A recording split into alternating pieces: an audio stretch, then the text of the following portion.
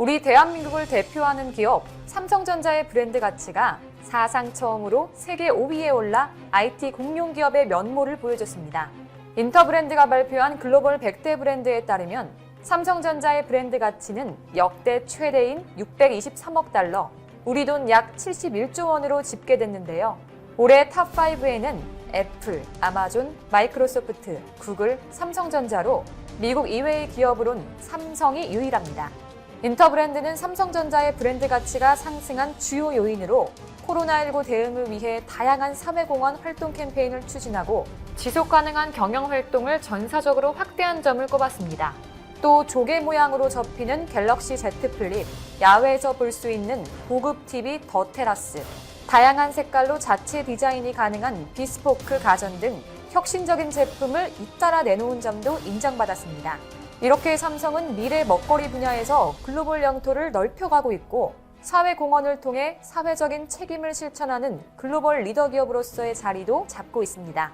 우리 삼성이 글로벌 브랜드 가치 탑5에 들며 꾸준히 발전하자 일본과 중국 등 한국 주변국들은 시기 질투를 했고 심지어는 그들이 그나마 1위를 유지하고 있는 분야마저 한국에게 빼앗기지 않을까 하며 두려움에 벌벌 떨고 있다고 하는데요.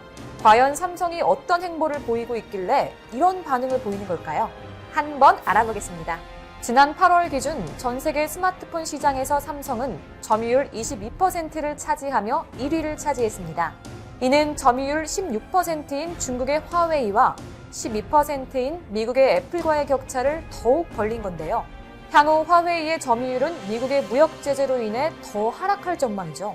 또한 5G 네트워크 통신 장비 분야에서도 강세를 보인 삼성전자는 글로벌 탑3 네트워크 장비 업체로의 도약을 목표로 세웠는데요. 실제로 미국 최대 통신사 버라이즌과 8조 원 규모의 5G 통신 장비 공급 계약을 발표해 그 기술력을 인정받았습니다.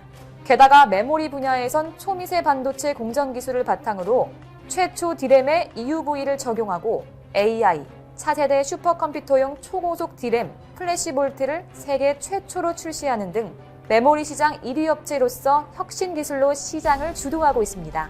뿐만 아니라 1등 킬러 삼성은 낸드 플래시 분야에서도 세계 1위를 차지하고 있는데요. 이제는 시스템 반도체에서도 1등을 달성하겠다는 반도체 비전 2030을 발표하며 종합 반도체 1위 기업으로의 도약을 추진하고 있습니다. 특히 5G 통신이 상용화되고 자율주행 자동차와 빅데이터, AI 기술들이 발달하면서 고성능 시스템 반도체에 대한 수요가 늘고 있는데 이런 고성능 초미세 반도체를 생산할 수 있는 곳은 전 세계에서 대만의 TSMC와 삼성전자밖에 없습니다.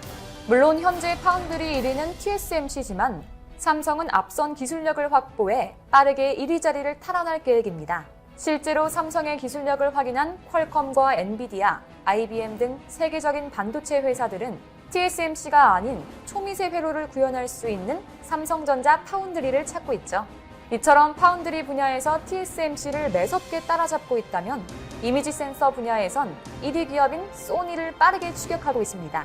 이미지 센서는 카메라 등을 통해 들어온 외부 이미지를 디지털 신호로 전환해주는 반도체로 삼성은 지난해 5월 세계 최초로 6,400만 화소 이미지 센서를 개발했고 이어 3개월 뒤 1억 800만 화소 제품을 출시하면서 1위 기업인 소니를 앞지르는 초격차 기술 경쟁력을 선보이고 있습니다.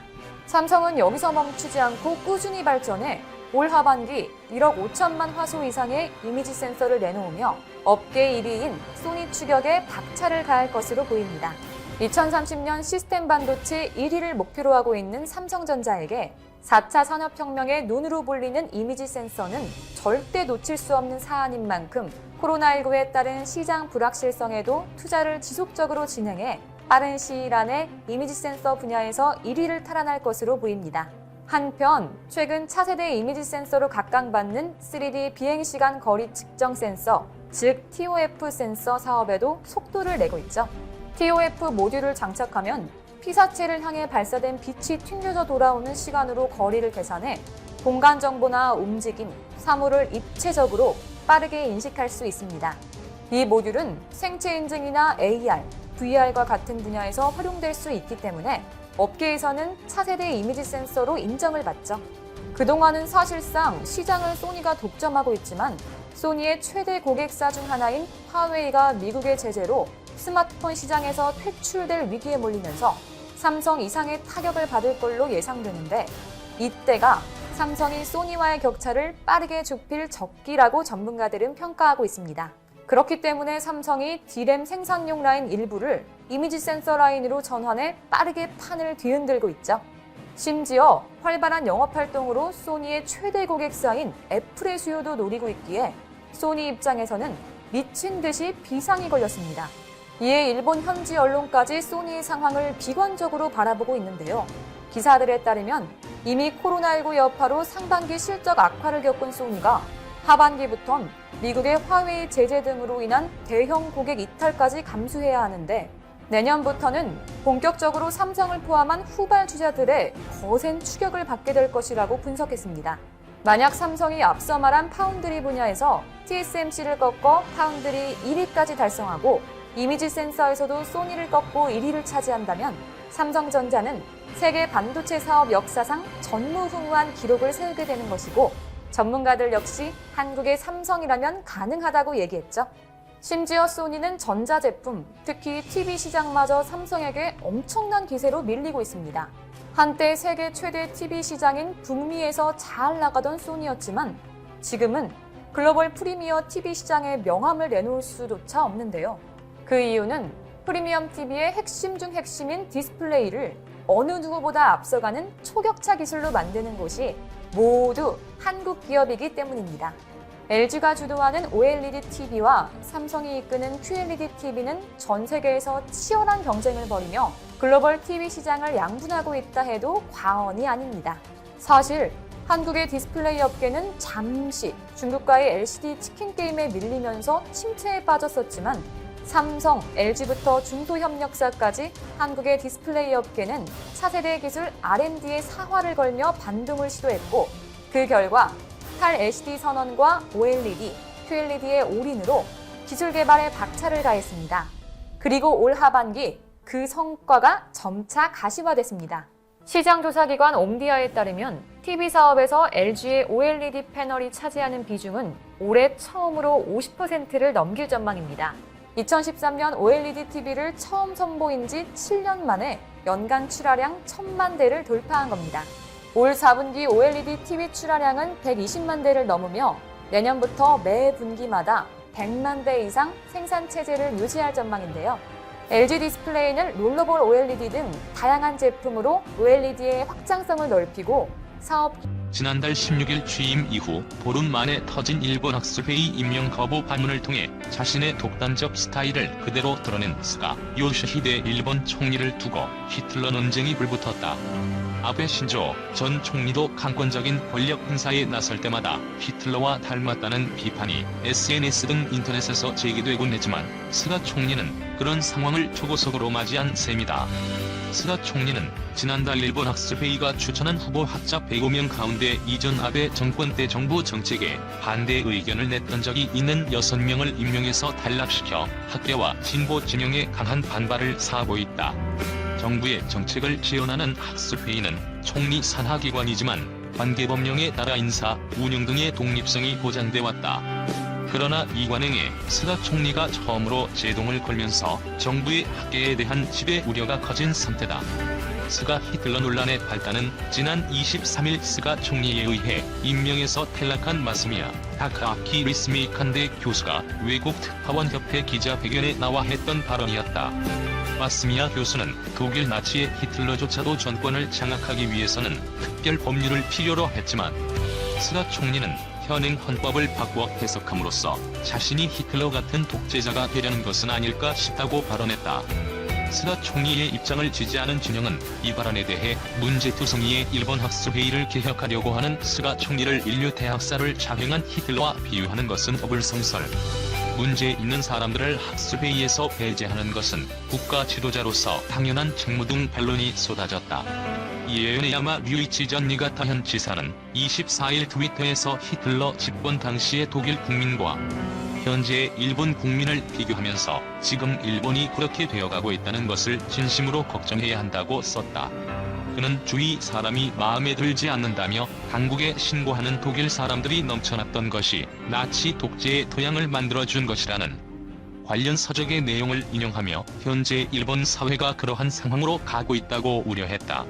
물러난 아베 우익 본색 의원 모임 주도 야스쿠니 참배. 아베 신조 전 일본 총리가 퇴임 후 우익 색채를 드러내는 활동을 확대하고 있다. 26일 NHK에 따르면 아베 전 총리는 전날 자신이 회장을 맡은 국회의원 단체인 창생일본 모임을 전날 도쿄에서 열었다. 자민당 내 여러 파벌 의원이 가담한 창생일본은 나카가와 쇼이치 전 재무상이 2007년에 만든 진정한 보수정책연구회가 전신이며 일본의 역사와 전통, 공공질서 중시를 활동 목적으로 삼고 있다. 창생일본은 영주 외국인에게 지방 참정권을 부여하거나 부부 별성 제도를 가능하게 하는 법안 등에 반대하며 전후 체제로부터의 탈각 등을 주요 과제로 꼽는 등 우익 성향을 내비치고 있다. 25일 모임에는 가토 가세노부 관방장관, 하기유다 고이치 문부과학상, 시모무라 하쿠본 자민당 정무조사 회장 등 20여 명이 참석했다. 아베는 8년 전 자민당 총재 선거에서 자신이 승리한 것이 창생일본 구성원의 덕이라고 이날 모임에서 사의를 표명했다. 창생일본은 아베 총리 퇴임을 계기로 본격적인 활동을 재개를 모색하는 것으로 보이며 아베 전 총리의 새로운 구심점 중 하나가 될 가능성도 엿보인다. 창생일본 사무국장인 기아라 미노루 총리 부저가는 앞으로 아베 씨를 중심으로 여러가지 공부 모임을 열고 싶다고 말했다. 총리직에서 물러난 아베는 우익 성향을 분명히 드러내는 활동을 하며 정치적 영향력을 유지하려고 시도하는 양상이다. 그는 퇴임 사흘 만인 지난달 19일 태평양 전쟁의 A급 전범이 합세된 야스쿠니 심사를 전격 참배했으며 이달 19일에는 추계 예대제를 맞아 야스쿠니 심사를 다시 참배했다. 스가 요시히데 총리가 이번 제사 때 신사에 공물을 보내는 것으로 참배를 대신하는 동안 아베 전 총리가 직접 참배하며 우익 세력의 관심을 끌고 있는 셈이다. 자민당의 우파 성향 의원 중심으로 구성된 일본의 존엄과 국익을 지키는 모임은 27일 열리는 창립 1주년 모임에 아베 전 총리를 초청할 것으로 알려졌다. 필생의 과업으로 꼽은 개헌을 달성하지 못하고 퇴임해 창자가 끊어지는 것 같은 고통을 느꼈다고 밝힌 아베는 외곽에서 우파 세력을 결집을 시도할 것으로 보인다. 일최대 항공그룹 인력 3,500명 감원, 항공기 30대 매각. 일본 최대 항공사인 전일본 공수를 거느린 ANA 홀딩스가 신종 코로나 바이러스 감염증 확산에 따른 항공 수요 감소로 오는 2022년까지 전체 인력 중 약 3,500명을 감원하기로 했다고 요미우리 신문이 25일 보도했다. 요미우리 신문에 따르면 ANA 홀딩스는 오는 27일 기업 구조조정의 구체적인 계획을 발표할 예정이다. ANA 홀딩스는 도요타 자동차 등의 직원을 파견하고 채용을 동결하는 방식으로 3,500여 명을 감원할 것으로 알려졌다. 이 그룹은 또 경영난 타결을 위해 항공기 30대를 매각할 방침이다. 3월 결산인 ANA 홀딩스는 2020 회계연도 연결 결산 기준 순손실액이 5천억 엔에 달할 전망이라고 요미우리는 전했다. ANA 홀딩스는 보잉 777 등 연비가 떨어지고 유지비가 많이 드는 대형기 위주로 약 30대의 항공기를 팔기로 했다. 120석 규모인 보잉 737도 매각 대상이 된다.